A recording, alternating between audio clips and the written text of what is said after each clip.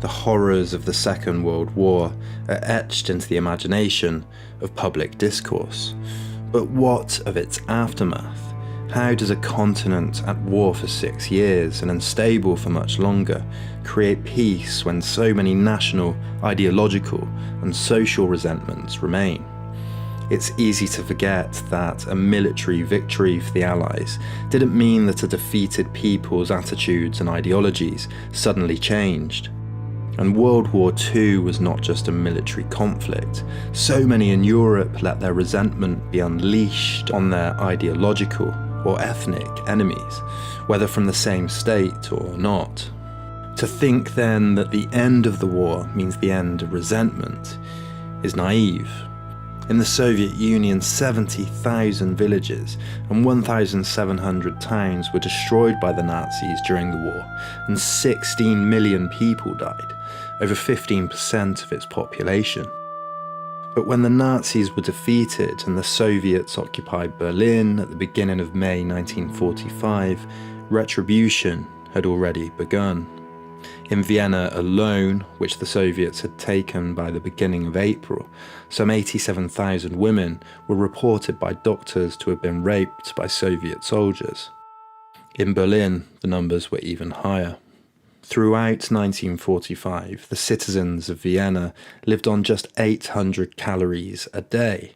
It was already clear that the post-war period was going to be almost as horrific as the war, but in different and unexpected ways. Countries in Eastern Europe expelled all Germans living there and confiscated their property, but the defeat of the Nazis didn't mean anti-Semitism went away. Anti-Semitism wasn't a German phenomenon, it was a European and a global one. Between 1948 and 1951, 332,000 Jews emigrated to Israel. But when the horrors of anti-Semitism and fascism were at their height and France and much of Eastern Europe was under occupation, there was always some optimism. Most countries had some form of underground resistance.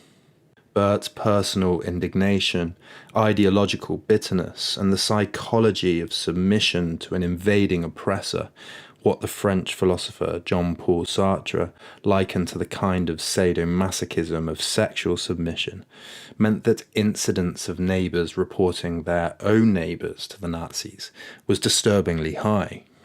In the aftermath of the war, formerly occupied nations would ask themselves difficult questions. What did resistance mean, and what did collaboration mean? Retribution towards the Nazis through the Nuremberg trials is well known. But as governments busied themselves attempting to fix a broken and desperate Europe, people, communities, neighbours, they all wanted revenge. During occupation, some slept with Nazis, some worked with them, some welcomed them, some out of support, some out of destitution. The situation was not only difficult, it was, of course, desperate. When the revenge on these collaborators began after the war, it was merciless. In France, some 10,000 were killed in extrajudicial executions by bands of local resistors.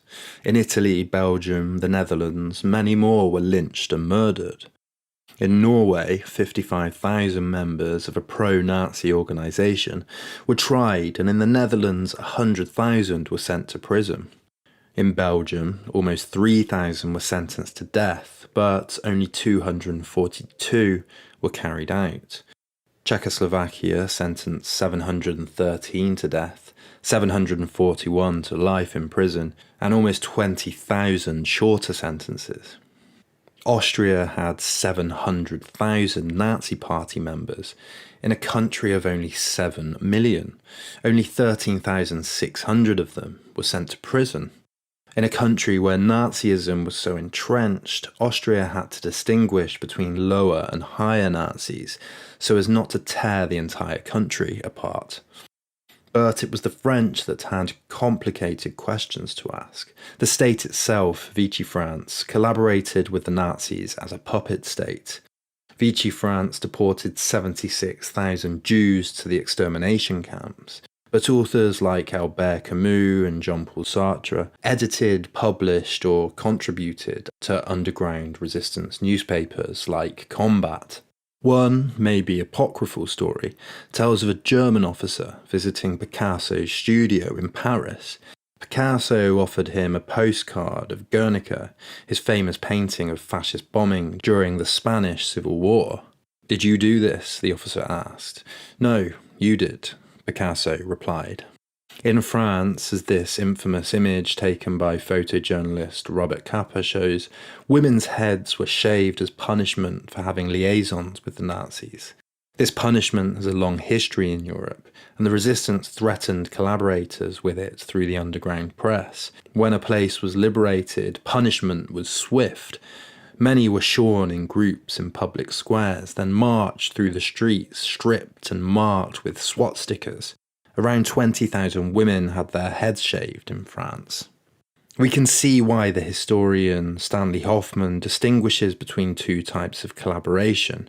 Collaboration for the benefit and survival of France and the French people, a practical and sometimes necessary collaboration, and collaborationism with Nazis in the sense of cooperation, for personal gain or political affinity. The latter, of course, must be judged more harshly. One, though, can quickly turn to the other. This, of course, doesn't even begin to look at the question of how the Allies were to denazify Germany. In the city of Bonn, for example, 102 out of 112 doctors alone had been registered Nazi members. In 1946, 37% of Germans answered in a questionnaire yes, that the extermination of Jews and other non-Aryans was necessary for the security of Germans. In 1952, 25% of Germans still had a good opinion of Hitler. In all, 100,000 Germans were convicted across Europe, less than the total convictions for collaborations in other countries. So, with collaboration so widespread, as the historian Tony Judd has pointed out, the need for Europe to forget the extent of fascist sympathy quickly superseded the need for retaliation. By the end of the 1950s, there were hardly any Nazis remaining in prison across Europe at all. Sartre wrote of France that the whole country both resisted and collaborated. Everything we did was equivocal. We never quite knew whether we were doing right or wrong. A subtle poison corrupted even our best actions. If you want to support Then and Now, then please subscribe below, and most importantly, click the bell here to receive notifications when I upload a new video. You can also follow me on Facebook, Twitter and Instagram in the links in the description below. And if you're feeling really generous, then this channel only exists through the support of pledges on Patreon, where you can support new content with as little as $1 for each new video. Thanks for watching. See you next week.